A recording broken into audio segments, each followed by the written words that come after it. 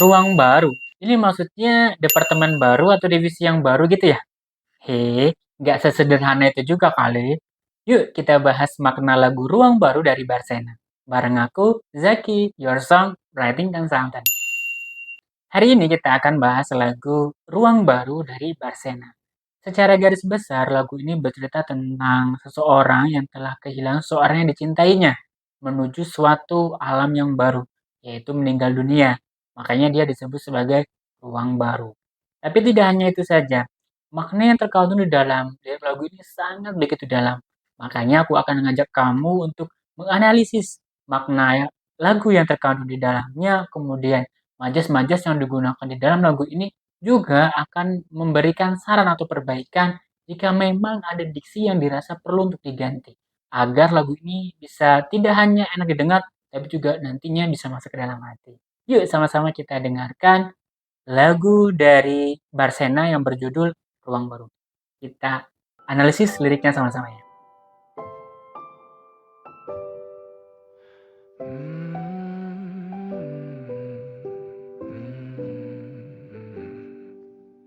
Bagaikan kemarau yang panjang,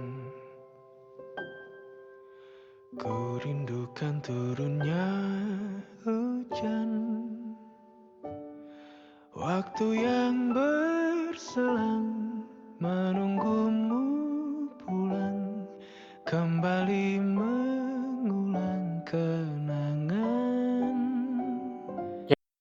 Oke, kita analisis lirik lagu yang pertama. Tadi ada bagaikan kemarau yang panjang, ku rindukan turunnya hujan. Ketika ada kata bagaikan, kita otomatis langsung sadar bahwasanya lagu ini mengandung majas apa ayo?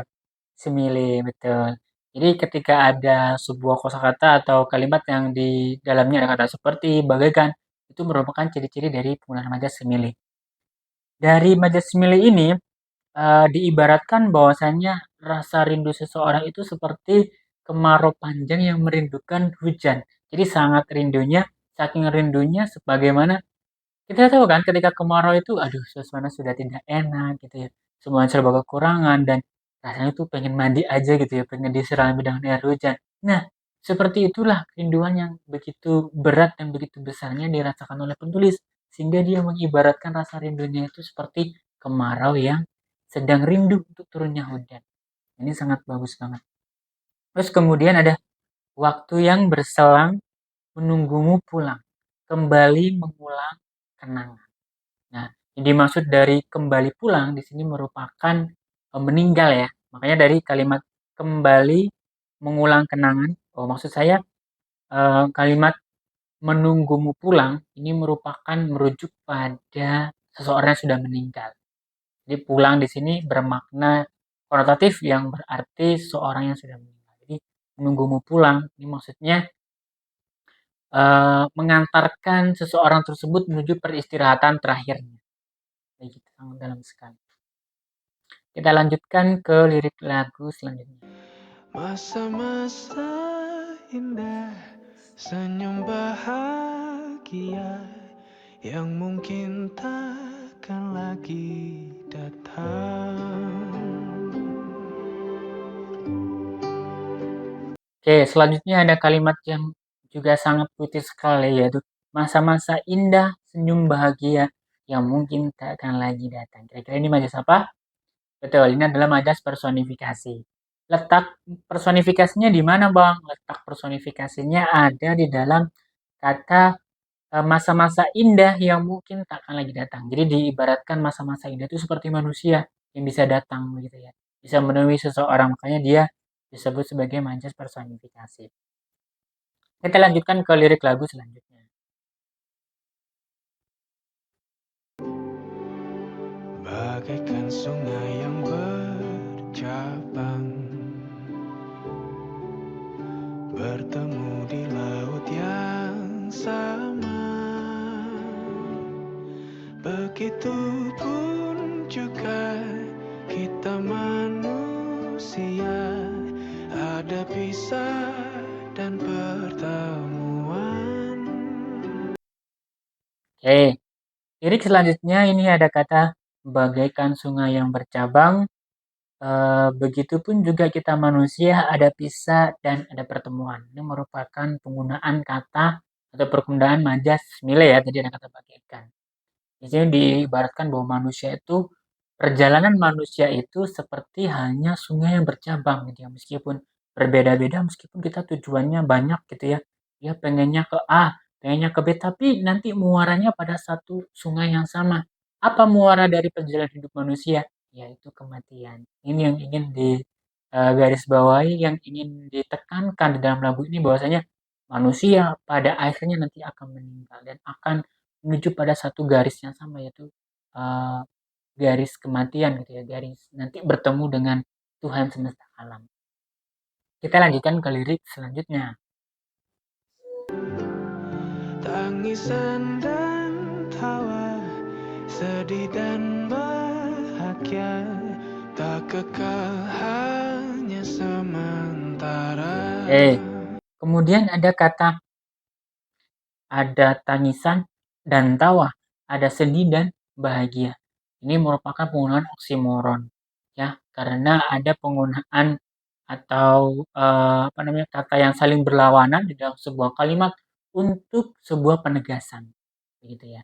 Ini bukan merupakan antitesis ya teman-teman. Jadi untuk membedakan oksimoron dan antitesis, kalau antitesis itu merupakan eee, dua kalimat yang bertolak belakang dijadikan satu untuk menimbulkan sebuah pertentangan.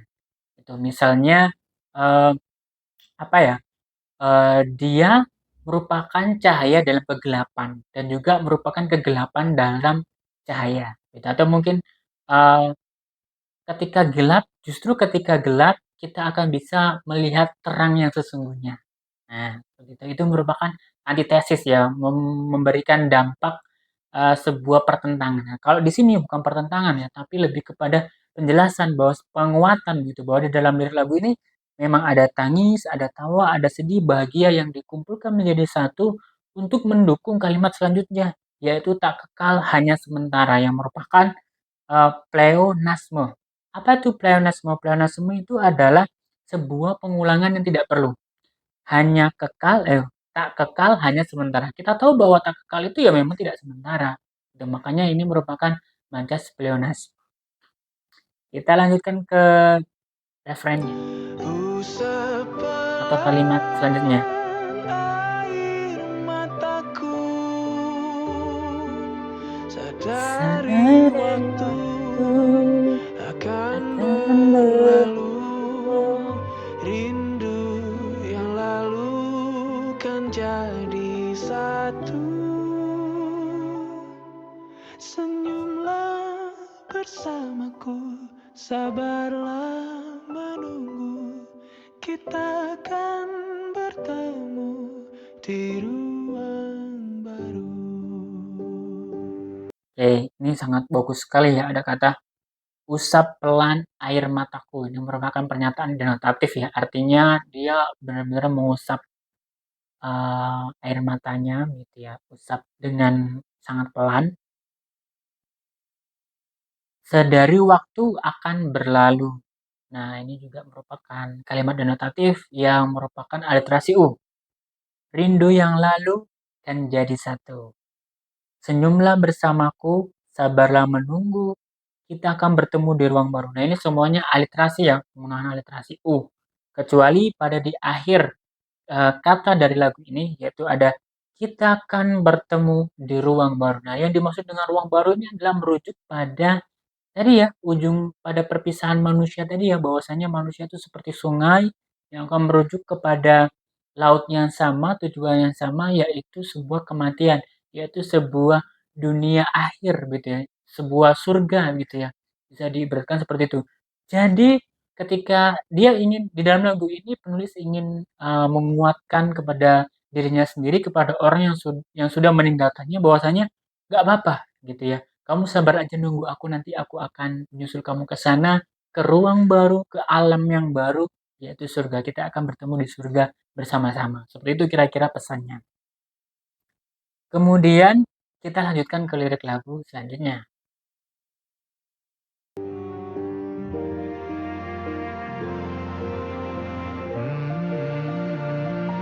Ini merupakan pengulangan.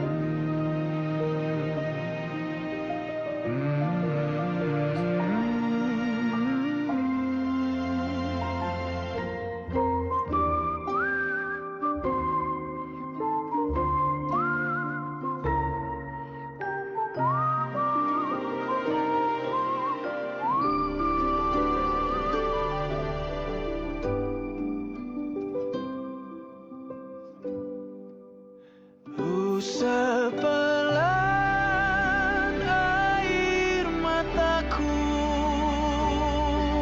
sadari waktu akan berlalu. Rindu yang lalu kan jadi satu. Senyumlah bersamaku, sabarlah menunggu. Kita akan bertemu di ruang baru. Kita akan bertemu di ruang baru.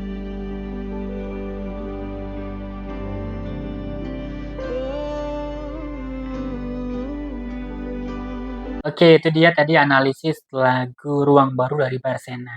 Secara garis besar lagu ini mengandung banyak penggunaan majas dan lirik yang begitu dalam ya. Jadi sama-sama kita ketahui ada ruang baru yang ternyata itu bukan pindah divisi ya, tapi juga pindah alam gitu ya, pindah dunia begitu ya. Bahwasanya dia telah ditinggalkan oleh orang yang disayanginya.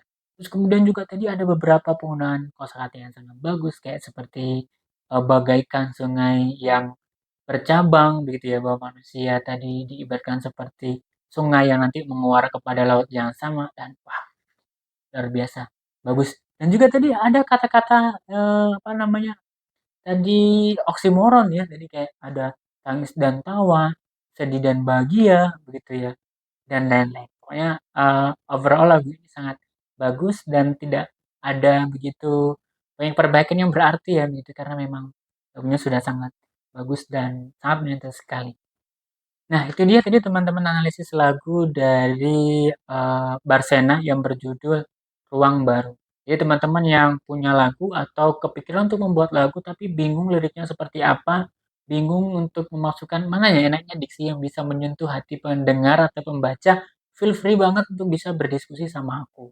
Aku akan bantu kamu untuk memilih diksi yang bagus agar lagu kamu tidak hanya enak didengar tapi juga bisa pesannya bisa sampai ke hati. Karena aku percaya bahwa karya sastra atau karya yang dibuat dari hati nanti juga akan bisa sampai ke hati. Dan harapannya karya kamu juga nanti bisa menyentuh hati para pendengarnya. Begitu kan?